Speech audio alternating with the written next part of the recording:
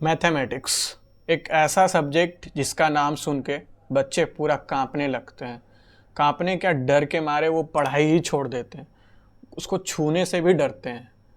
ठीक है, उसके नाम से उसके वजह मैथमेटिक्स के वजह से ना जाने कितने हजारों लाखों बच्चे अपना पढ़ाई छोड़ देते हैं। बोर्ड में फेल हो जाने के वजह से कितने एकदम से पूरा उसका जो है कि उसका लाइफ ख़त्म हो जाता है। तो अगर आपको भी ऐसा प्रॉब्लम है तो ये वीडियो को पूरा लास्ट तक देखना और तुम्हारा मैथ से डर ख़त्म कर दूंगा। आज इस वीडियो को तुम पूरा लास्ट तक देखना।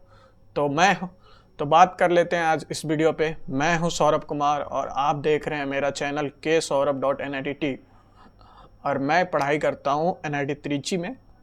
तो बात कर लेते हैं आज के टॉपिक पे, जो हमारा टॉपिक है मैथमेटिक्स। मैथमेटिक्स एक ऐसा सब्जेक्ट है जिसको आप अगर अच्छे से नहीं पढ़ें तो आपका लाइफ पूरा का पूरा ख़राब कर सकती है, लेकिन अगर आप मैथमेटिक्स को अच्छे से जानते हैं तो आपके लाइफ को एक अच्छे मुकाम तक वो बना सकती है।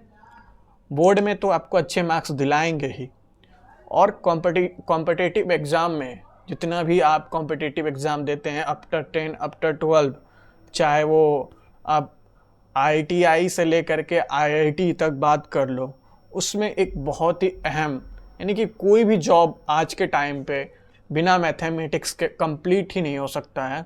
तो कैसे पढ़ाई करना चाहिए अगर आप क्लास 9, क्लास 10, क्लास 11, क्लास 12 कोई भी क्लास में हैं, तो आपको इस मैथमेटिक्स से डर ख़त्म कैसे करना है, कैसे पढ़ना है, आज बात रहेगा इस रोड मैप के ऊपर कि मैथमेटिक्स को आप कैसे पढ़ सकते हैं। फुल रोड मैप रहेगा।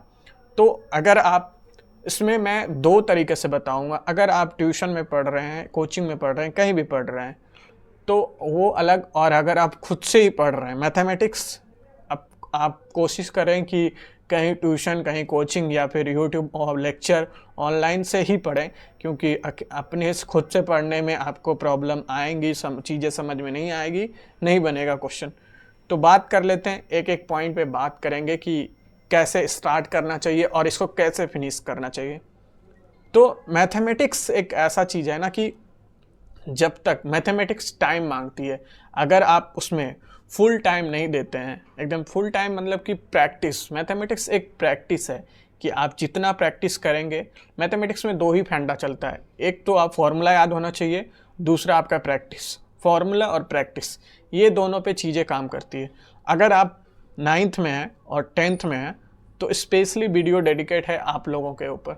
ये वीडियो आप ऐसे समझिए कि आप 11th-12th में हैं तो आप ऑफकोर्स आपको इंटरेस्ट है मैथ में तभी, लेकिन मैं वीडियो बनाया हूँ इसलिए कि जिसको मैथ्स में ज़ीरो इंटरेस्ट है वो कैसे अपने आप को मैथ्स को सुधारे। तो मैथमेटिक्स में एक बेसिक जो आपका फंडामेंटल होता है, जो आप क्लास 1 से लेकर के क्लास 8 तक पढ़ते हैं, वो फंडामेंटल आपको आना चाहिए। वो आपको अच्छे से गिनती याद होना चाहिए, ठीक है, आपको स्क्वायर रूट याद होना चाहिए जिसको पावर बोलते हैं आप, ठीक है, दशमलव आना चाहिए, जोड़ घटाव गुना भाग, आपको बोर्डमास रूल पूरा आना चाहिए। तो आपको पहले अपना फंडामेंटल, अपना बेसिक वो आपको क्लियर करना पड़ेगा। अगर आप नहीं कर रहे हैं, अगर आप नहीं है आपका क्लियर, तो आप पहले उस पर 10 दिन, 1 हफ्ता, 15 दिन, 1 महीने, अगर आप पूरा एकदम लो लेवल में हैं, आपको कुछ भी नहीं आता है मैथ समझ में, तो आप अपने 1 महीने में कम से कम ज़्यादा से ज़्यादा आप 1 महीने उस पर टाइम दे सकते हैं। स्टार्टिंग से आप शुरू करें कि आपको 1-2,000 तक आप बिना देखे लिख सकते हैं कि नहीं। आपका जो काउंटिंग टेबल होता है, पहाड़ा जिसको बोलते हैं, आप 2 से 20 तक आपको अच्छे से एकदम मुंह पे याद है कि नहीं। उसके बाद आप कोई भी संख्या को मल्टीप्लाई कर सकते हैं कि नहीं, अपने हाथों पे, अपने मुंह से, अपने दिमाग में। आप किसी चीज़ को घटा सकते हैं कि नहीं अपने माइंड में, किसी चीज़ को जोड़ सकते हैं कि नहीं अपने माइंड में। आप ये सब चीज़ें, जब आप किसी को भागा दे सकते हैं कि नहीं अपने माइंड में, एक रियल लाइफ एग्जाम्पल के साथ, तभी जा कर के आपका जो है कि दिमाग खुलेगा अच्छे से, और अच्छे से जा कर के आपका माइंड डेवलप होगा, तभी आप मैथमेटिक्स को ज़्यादा अच्छे से पढ़ पाएंगे, ताकि आपको कुछ ज़्यादा फील आएंगे पढ़ने में, आपको लगेगा अरे ये तो हलवा था। अब अगर आपने ये क्लियर कर लिया तो आप कोई भी चैप्टर उठाते हैं, क्लास 9 का उठाएं या क्लास 10 का उठाएं, क्लास 9 का तो इजी नहीं है, वो टफ ही है, क्लास 9 ही टफ है। अगर आप क्लास 9 में अच्छे से मैथमेटिक्स पढ़े हैं तो क्लास 10 आपको बहुत ही ज़्यादा इजी लगने वाला है। एक ट्रिगोमेट्री से लोग डरते हैं, ज्योमेट्री से डरते हैं, जो कि 2-3 चैप्टर है जो कि टफ है।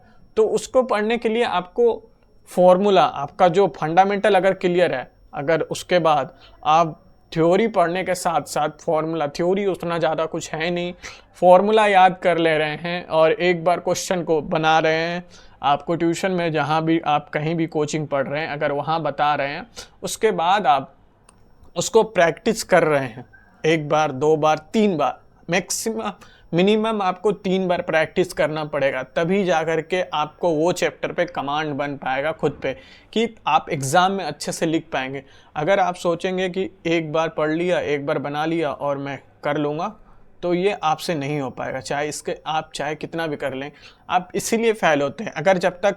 अगर आप नहीं भी पढ़े हैं ना कुछ भी, अगर 10th का बुक आप नहीं भी पढ़े हैं और बोर्ड एग्ज़ाम देने जाते हैं, अगर जब तक आपका फंडामेंटल अगर क्लियर है, पहले जो मैंने वीडियो के स्टार्टिंग में बताया, अगर आप डायरेक्ट आए हो तो पीछे करके वीडियो को दोबारा देख लेना, फिर से नहीं समझ में आया तो। अगर आपका फंडामेंटल क्लियर रहा ना, तो मैं लिख के देता हूँ कि कुछ क्वेश्चन तुम ऐसे ही बना दोगे, एकदम कुछ क्वेश्चन कम से कम तुम 10% तो तुम ऐसे ही बना सकते हो बिना पढ़े 10%। उसके बाद अगर तुमको फॉर्मूला याद है हर एक चैप्टर का, हर एक टॉपिक का, हर एक चैप्टर का, मुश्किल से हमको लगता है कि क्लास 10th में लगभग हाईएस्ट अगर हम जाएं तो 100 फार्मूला होगा, वो भी छोटे छोटे, बहुत छोटे छोटे फार्मूला हैं, ज़्यादा बड़ा बड़ा फार्मूला नहीं है। अगर आप एडवांस मैथ्स में जाओगे आफ्टर 12, आप अगर मैथ्स आगे पढ़ते हो तो बहुत बड़ा बड़ा फार्मूला होता है, जिसको सेट करना आप काफ़ी ज़्यादा, मैंने पढ़े हैं, अभी मैंने इंजीनियरिंग कर रहा है, वहाँ मैंने पढ़ा, मैं M1 M2 M3 मैंने तीन टॉपिक पढ़े हैं, एकदम पूरा तीन सेमेस्टर में मेरा मैथ्स था और मैंने पढ़े हैं।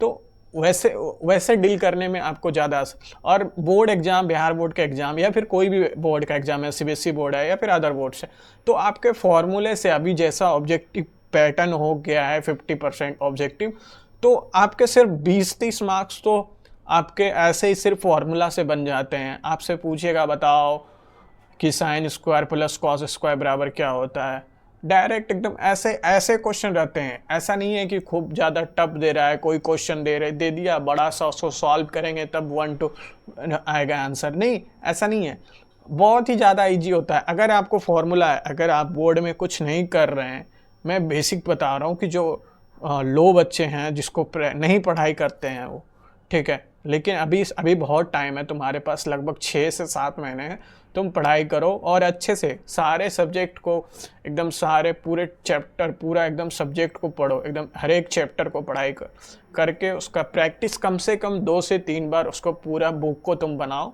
तभी जा कर के तुम्हारा क्लियर हो पाएगा एकदम अच्छे से। तब जा कर के तुम जो है कि उस पर एकदम कमांड बना पाओगे, और उसके बाद तुम टेस्ट दो अपने ट्यूशन में या फिर कहीं भी, ऑनलाइन ऑफलाइन जहाँ भी हो।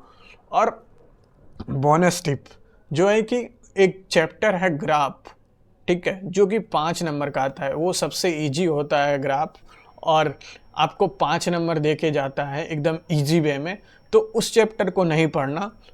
अगर मैं चैप्टर का ऑर्डर डिसाइड करूं तो तुम सबसे पहले पढ़ो ट्रिगोमेट्री, जो कि अगर तुम थोड़ा थोड़ा पढ़ के पास होना चाहते हो, ट्रिगोमेट्री पढ़ो, 8.1 8.2 8.9.2 तक पढ़ो पूरा।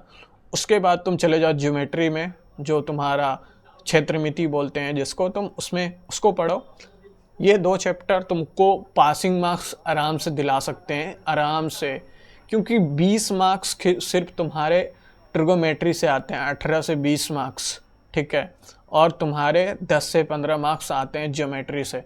तो ये दोनों चैप्टर सिर्फ तुमको पासिंग मार्क्स, और तुम एक ग्राफ कर लो, वो तुम्हें 40 मार्क्स दिला दे रहे हैं ऐसे ही। बाकी अगर टॉपर बनना है तो तुम्हें हर एक चैप्टर को एकदम बारीकी से, हर एक पॉइंट, हर एक क्वेश्चन, NCERT का एक भी क्वेश्चन तुमसे नहीं छूटना चाहिए, ऐसा तुम तैयारी करके जाओ, उसको 2 बार 3 बार नहीं समझ में आए 5 बार 10 बार, जितना बार हो सके उतना बार प्रैक्टिस करो। जितना प्रैक्टिस करोगे उतना ही मैथ तुमको ईजी लगेगा। बार बार बनाते जा रहे हैं, बार बार तुमको और वो ईजी लगेगा।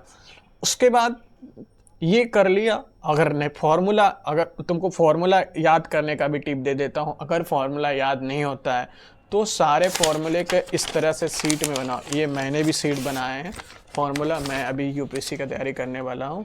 ये देखो, ये तो उसके लिए एडवांस मैथ्स का है, तुम्हें नॉर्मल मैथ्स दिख रहा होगा लेकिन नॉर्मल मैथ्स नहीं है।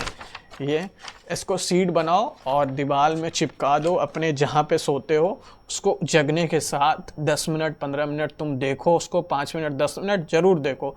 उसके बाद देखो तुमको फॉर्मूला अपने आप याद होगा। सोने से पहले सो के जैसे जगो वैसे, कहीं बेड से मत उतरो, सीधा उठो और पहले उसको देखो 10 मिनट। अच्छे एक एक फार्मूला को देख लिए, हाँ वो तुम देखो, उसके बाद उसको करो। देखो तुम्हारा मैथ्स कितना स्ट्रांग हो जाता है। तुम इसको 1 महीने तुम ऐसा करके देखो। फॉर्मूला कोई भी चैप्टर, तुम एक चैप्टर को उठाओ, ऑर्डर तुम बांट दो, ऑर्डर बांटो। अगर तुम कि मेरा टारगेट होना, टारगेट बना के पढ़ोगे तभी तुम जल्दी ख़त्म कर पाओगे सिलेबस को। और टॉप 10 में आना है तो तुमको एकदम से कम पूरा सिलेबस को 4-5 बार रिवीजन करके रखना पड़ेगा, तभी जा कर के तुम दे पाओगे। और ज़्यादा से ज़्यादा मॉक टेस्ट देना होगा कि तुम कितना ज़्यादा मॉक टेस्ट दे सकते हो, टेस्ट दे सकते हो, ताकि तुम्हारा जो कि नॉलेज खुलेगा। सोचने का तुम्हारा अलग अलग क्वेश्चन बनाओगे तो अलग अलग कॉन्सेप्ट तुम्हारा ही बिल्ड होगा, तुम्हारा माइंड स्ट्रांग होगा, तभी तुम जा कर के उसको स्ट्रांग बना पाओगे। ठीक है, तो वीडियो अगर तुमको समझ में आ गया होगा तो ठीक है, अगर नहीं समझ में आया है तो हमको कमेंट करो, चैनल को सब्सक्राइब करो और अपने दोस्तों के साथ वीडियो को शेयर करो।